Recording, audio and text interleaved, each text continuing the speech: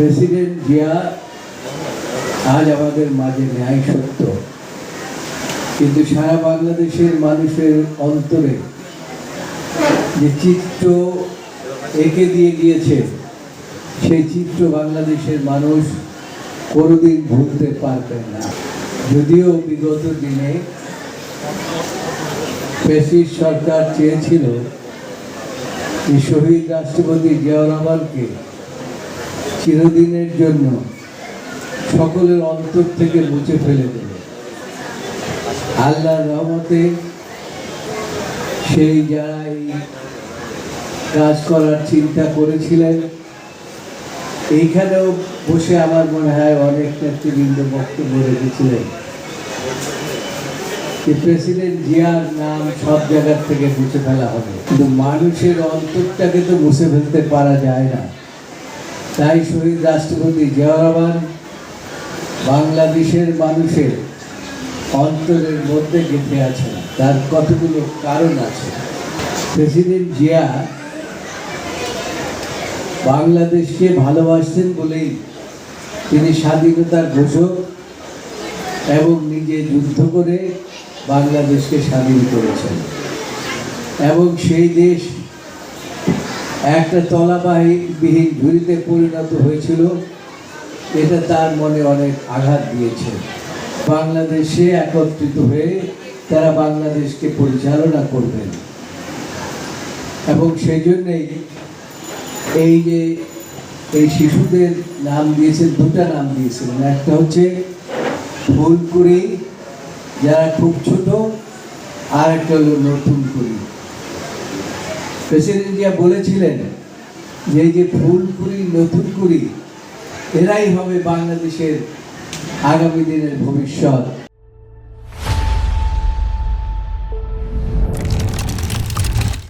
আমি আজকে ঘুরে ঘুরে দেখলাম যে যে সমস্ত ফুলকুড়ি এবং নতুন কুড়িরা যে ছবি এঁকেছে, সত্যি আমি খুব অভিভূত যে প্রেসিডেন্ট জিয়াকে তারা এখনো তার এই ছোট ছোট শিশুরা তাদের অন্তরে ধারণ করে আছে। সারা বাংলাদেশের এই যেভাবে আজকে এই ঢাকা বার করেছে, সেইভাবে করে ঢাকায় বাংলাদেশের সকল ছোট ছোট শিশুদেরকে এনে এই ধরনের চিত্রাঙ্কন প্রতিযোগিতার মাধ্যমে তাদেরকে রাজনীতিতে উদ্বুদ্ধ করবেন, এবং ভবিষ্যৎ বংশধর হিসেবে যারা বাংলাদেশের জাতীয়তাবাদের রাজনীতিতে তারা সম্পৃক্ত হতে পারে, সেই জন্য তিনি একটা ব্যবস্থা করে দিয়েছিলেন। অত্যন্ত পরিতাপের বিষয়, দুঃখের বিষয়, সকাল 10:30টার সময়, 10টার সময় অনুষ্ঠান শুরু হয়েছে, 10:30টার সময় আমি সহ আরও বেশ ফজলুল হক এবং আরও বেশ কিছু আমরা ছিলাম সাত্তার সাহেবের বাসায়। হঠাৎ করে একটা ফোন আসলো, শহীদ রাষ্ট্রপতি জিয়াউর রহমান আর আমাদের মাঝে নেই।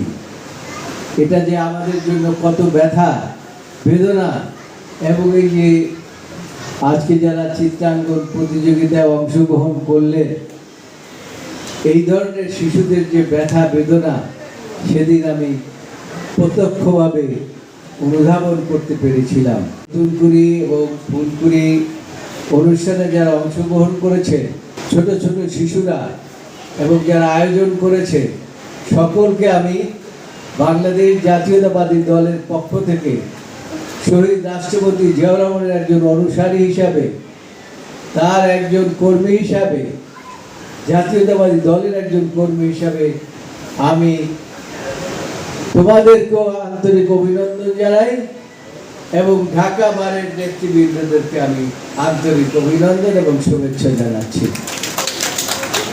আজকের এই ফুলকুড়ি নতুন কুড়িদের এই অনুষ্ঠানে এসে আমি বর্তমান সরকারকে আহ্বান করব, এই ছোট ছোট শিশুদের মনের ভাষা বোঝার চেষ্টা করুন। সারা বাংলাদেশের মানুষের মনের ভাষা বোঝার চেষ্টা করুন। 10 মাস লাগে না সংস্কার করতে, নির্বাচন দিতে, অথচ আপনারা 10 মাস অতিক্রান্ত করেছেন।